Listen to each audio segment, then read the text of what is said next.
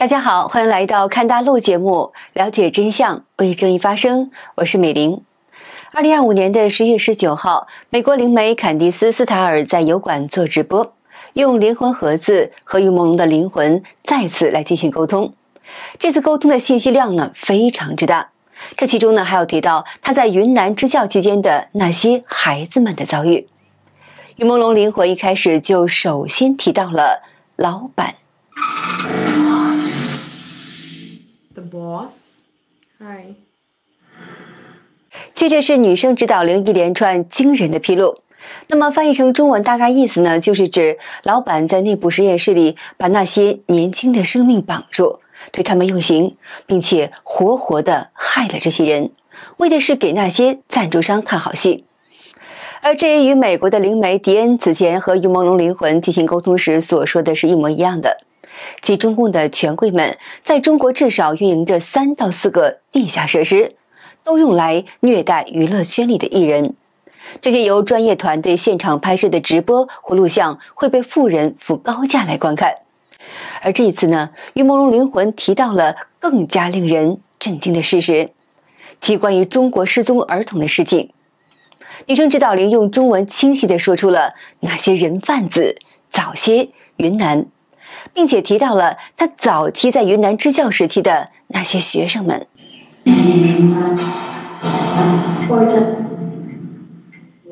Wow. Or do you want to just very long? Can we ask you some questions? Or do you want to 而這也讓人聯想到了靈媒斯隆貝拉和於朦朧靈魂通靈時呢所提到的，他在雲南期間呢很善良的教導學生，並與他們成為了朋友。但是呢，這些孩子來得很神秘，消失的也是很神秘，而這也折磨着於朦朧的精神。接下來呢，於朦朧靈魂說這些罪犯呢必須要被審判，必須死。他用中文說出了方麗的名字，並且表示呢，交易的頭目就是方麗，而且要搜查他和他幾個涉案人員的手機，尋找那些孩子。還用中文說出，看來呢，這似乎和於朦朧在雲南支教期間的孩子有關係。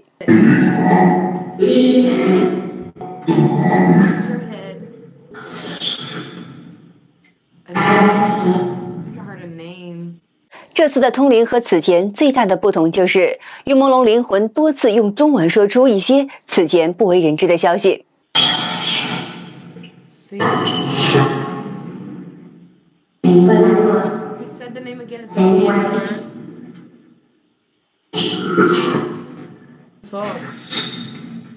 這裡意思可能是在某個保險箱裡有對於朦朧很關鍵的邪教測試證據，而且呢，他可能被注射了11種藥物，並且強調這駭人聽聞。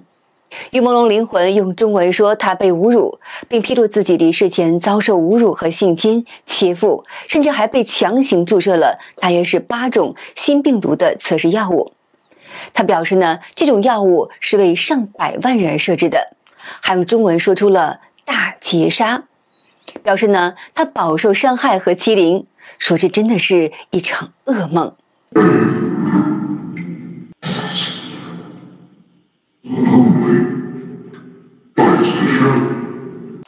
他又提到自己在雲南支教期間的孩子的遭遇。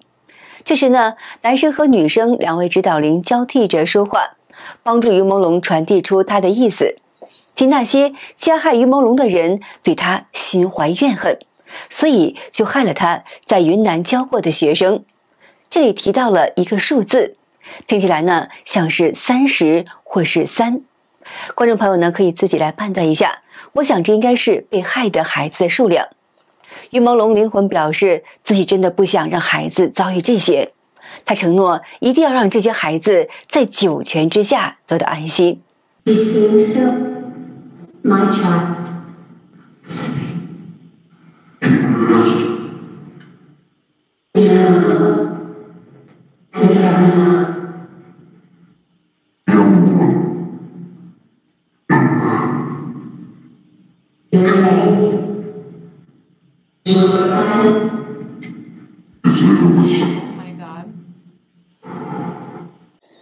接下來2位指導靈交替着傳遞出可怕的消息，即這些加害於夢龍的人是惡魔。真可悲，他們不是人，行為讓人毛骨悚然。還說他們把遺體扔進了焚屍爐，別人的遇害是他們的寶藏，而且他們渴望戰爭。Is that like somebody that's like you guys suspect, right?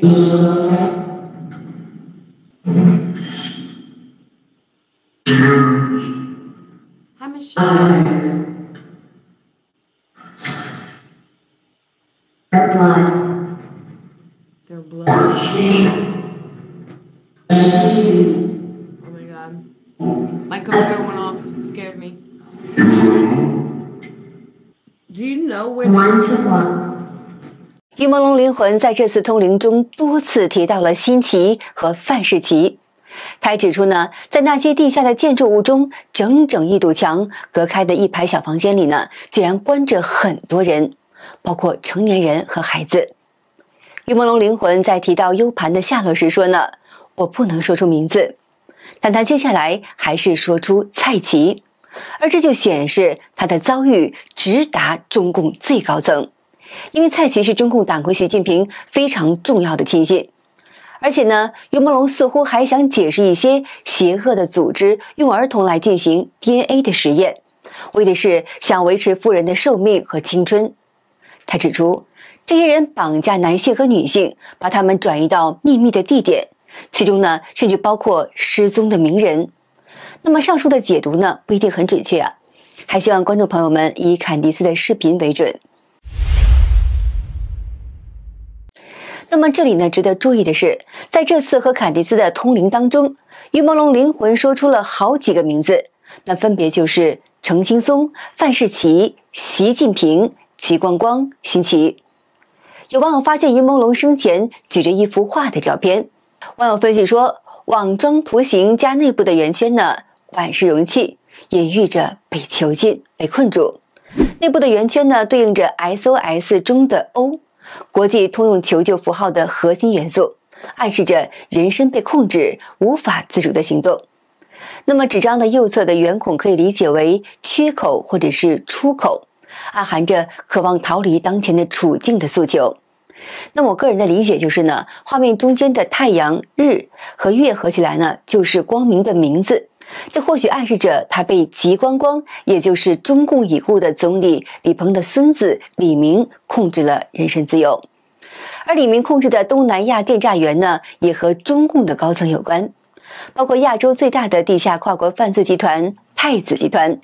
曾在那裡任職的中共前特工 Eric 公開表示，太子集團和中共的安全部門關係密切，是中共控制包括柬埔寨在內的整個東南亞最重要的代理人之一。之前呢，有反詐博主爆料說啊，東南亞的電詐園區對騙來的大齡女性做試管嬰兒，讓他們一次性懷上2到3個胎兒，在胎兒出生以後呢，以每個300萬的價錢賣給當地所謂的柬埔寨生命科學院。等嬰兒6個月以後呢，對他們抽取一次的脊髓液，從中提取生長因子，培育出再生肝細胞，輸入成人體內，據說呢能讓人返老還童。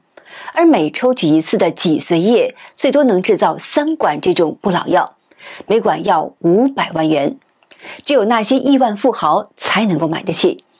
這個圖片顯示呢，客戶約定下午2點回輸，細胞1點復甦出庫，2點完成放行檢測，放置時間呢不會超過1.5個小時，能夠完全保證細胞的活性與質量。那麼接下來呢，這句話讓人不寒而栗，這就是實驗室本地制備的巨大優勢。下面這個圖標注制備的時間是2025年的8月3號，寫着成功人士的周末是留給身體保健的。而這個人手持袋子上貼的標籤就是柬埔寨生命科學院腎專屬胚胎肝細胞。下面這個圖上寫着肝專屬胚胎肝細胞能強化肝臟功能，延緩肝臟衰老和退行性病變，提高肝臟的修復與再生。這個袋子上的標籤寫着是柬埔寨生命科學院肝專屬胚胎肝細胞，有效期是12個小時。那麼制備時間寫的是2025年的2月1號。注意事項寫着本懸浮液應4攝氏度保存或冷鏈運輸，並在12個小時內使用。該博主最近還表示呢，這些電詐園區還準備欺騙大量的女性過去懷孕生小豬仔，繼續這種罪惡。柬埔寨生命科學院的網站公司業務板塊呢，第一項業務就是這個新生兒肝細胞儲存，而該網站顯示的6個核心的板塊呢，有2個是湖南省細胞制備中心和湖南省細胞組織庫。該網站展示的4個核心資質的證書都來自於中共官方，一個是來自於中共的科技部和財政部，剩下3個呢是來自湖南省地方當局，而這也都和肝細胞有關。而更能說明問題的是呢，柬埔寨生命科學院在其官網列明，原品生物和湖南師範大學、湘雅醫院、湘雅2醫院、湘雅3醫院、南華附醫院以及南華附2醫院等湖南多個官方機構都合作肝細胞或者是再生醫學的項目。而湘雅2醫院的大股東那就是齊光光，也就是李明。湘雅2醫院的實習醫生羅帥宇揭露該院活摘器官遇害，這是他生前錄下的遺言。湖南大學湘雅2院的一名普通醫學生，如果此刻你們能聽見我的聲音，那意味着我的生命已無法親自回答那些未解的疑問。但請相信，我的每一條錄音，每一個字句，都是對真相的執着，對生命的敬畏。有網友指出，羅帥宇醫生同一宿舍的醫生都被李鵬的孫子吉光光和蔡奇的私生子芒果超美股份有限公司董事長蔡懷軍給滅口了，而幾百公斤的舉報材料是他們一塊匯集整理的，都是英雄。上面2個兇手吉光光和蔡懷軍都涉案加害於朦朧，暗黑圈就是一個圈。有網友貼出羅帥宇和他宿舍室友的個人信息，顯示劉某鵬是湘雅2醫院2023級的外科學碩士研究生，他在2024年的5月10號被發現在湘江遇害，而陳某和張某也是湘雅2醫院2023級外科學碩士研究生，也和劉某鵬在同一天被發現了遇害。这點也和網友總結說，緬甸太子集團電詐集團與一帶一路是一條線，而湘雅醫院的大股東吉光光和芒果超媒的一把手蔡懷軍對羅帥宇以及同一宿舍的醫生加害是一條線。那麼這第3條線就是啟浩藝術館、紅磚美術館、798藝術區和資本女大佬田海蓉的塑畫產業。這就不由得讓人想起了田海蓉在其出演的中共電影《火種》首映會上做宣傳時呢，把火種脫口而出的說成是活體。有網友直呼髒活幹多了，說漏嘴了。於朦朧、喬任梁和李秋峰等人的遇害，以及雲南犬童和雲南兒童的失蹤事件，牽出了其背後的保護傘，包括中共中辦主任蔡奇、公安部部長王小洪和習近平的親弟弟習遠平。說白了呢，這是中共權貴們對中國百姓們的閉環殘害。此前呢，有網友在企業查詢網天眼查和企查查中發現呢，在龐大的洗錢網絡頂端的，那正是柬埔寨太子集團的首腦陳志。那麼往下延伸連接的呢，竟然是中國各類影視和娛樂公司。陳志這名超級金主，甚至還直接投資多個中國影視娛樂項目。那麼也就是說呢，中共權貴們通過電詐人口和器官等的銷售所得資金，都被魔術般轉化為中國影視投資洗白。最是病人老登爆料呢，於朦朧在寫給媽媽的遺書中提到：“媽媽，您知道嗎？每次看到銀行轉賬的那些數字，我都惡心的想吐。那不是我的錢，那是骯髒的，是沾血的。”加拿大華裔作家盛雪女士披露，太子集團的董事長陳志是現任廣東省委書記黃坤明妻子姐姐的兒子。陳志專門負責中共福建幫和中共黨國習近平的姐姐齊喬喬的財富管理，並且呢還替他們洗錢。齊喬喬被指和丈夫鄧家貴經營着龐大的商業帝國。盛雪表示，東南亞的電詐欺騙和殺豬盤也是陳志順手做的一個項目。而他的主要業務，那就是為中共權貴來洗錢。陳直作為被戚小巧看中的馬仔，能直通中共的公安部與外交部，甚至是習家在深圳的基地深圳迎賓館。有網友指出，反人類巔峰還得看中共，希特勒、日本 T-31跟這個一比，那就是小鬼見魔王了，比小說還魔幻，太邪惡了！天滅中共，快快退出！此前呢，於朦朧的靈魂曾經告訴過坎迪斯，郭俊辰被迫觀看了他被折磨的過程。郭俊辰出演的一部古裝電視劇《天地劍心》裡，曾經有個情節，說郭俊辰扮演的角色全如夢的父親全敬亭折磨他兒子喜歡的龍女雲姐姐，對他剝龍鱗、磨龍角等。對此呢，有網友指出，為什麼又是龍，又在影射什麼？是不是強迫郭俊辰看了於朦朧的被害現場？那麼也有人表示呢，很貼切，戲都是現實的透露。會不會陳都靈又被迫看了郭俊辰被虐，而後又被關起來呢？魔鬼最變態、最骯髒，因為導演、編劇、製作全都是同權的一路人，抵制有害身心健康的內娛。巧合的是，這部劇由愛奇藝2025年10月25號在全網首播。在這之前呢，就傳出了郭俊辰狀況危險的消息。而這次於朦朧的靈魂也說出了郭俊辰身體很不好，狀態很可怕。他們傷害了他，把他關起來了，但他還活着，身邊有天使，而警察對此全部都知情。坎迪斯又問陳都靈情況怎麼樣，於朦朧表示他現在危險。坎迪斯又問很可怕嗎？於朦朧回答說，是的，好像是這樣，太晚了。於朦朧似乎幾次提到了一個詞語昆西，有猜測認為呢，這可能是指雲南省的昆明市的西郊，但不知這是否與陳都靈被轉移的去處有關。旅美時評人李牧陽在其自媒體節目中介紹於朦朧的親友團發出的公開信，撰寫人稱於朦朧是於哥。他說，於朦朧是新疆大學附中畢業的，是這封信撰寫人的姑姑的學生。他和於朦朧都是從米東區工業區到外打拼的孩子，兩家只隔着一條街，所以對於朦朧知根知底。他在公開信中指出，美國警察在執法過程中呢，必須要備專業的執法記錄儀，如果沒有執法記錄而參與執法，一律被看作是無效執法，還會遭到重罰開除。信中指出，無論被判定為民事案件或者是刑事案件，都必須要有證據。把於朦朧案件被判定為民事案件，判定的依據和證據在哪裡呢？執法過程中都有誰在參與？警號是多少？從執法到判定的過程當中，有沒有第三方的監督與作證？那麼這個第三方到現在在哪裡呢？這封信的撰寫人說自己是學醫的，正常符合程序正義的通報自然人死亡的機構呢，只有兩個，一個是醫院，另一個就是法院。他質問於朦朧的個人工作室作為一個第三方的私人工作機構，有什麼資格來通報自然人的死亡？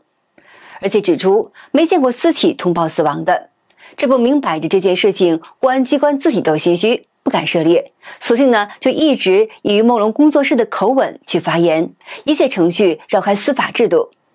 他指出，我們親友方無論是直系還是非直系的，我們目前不可能接受最終就按民事處理的。從中呢可以看出於朦朧親友團的憤怒。在中共的統治之下，中國人上至娛樂圈的明星藝人，下至普通民眾，都不得不面對中共這個堪稱魔王的覬覦，甚至性命都不保。唯有推翻中共，每個人才能夠活得有安全保障。好的，今天就和大家聊到這兒了。點燃希望，為正義發聲。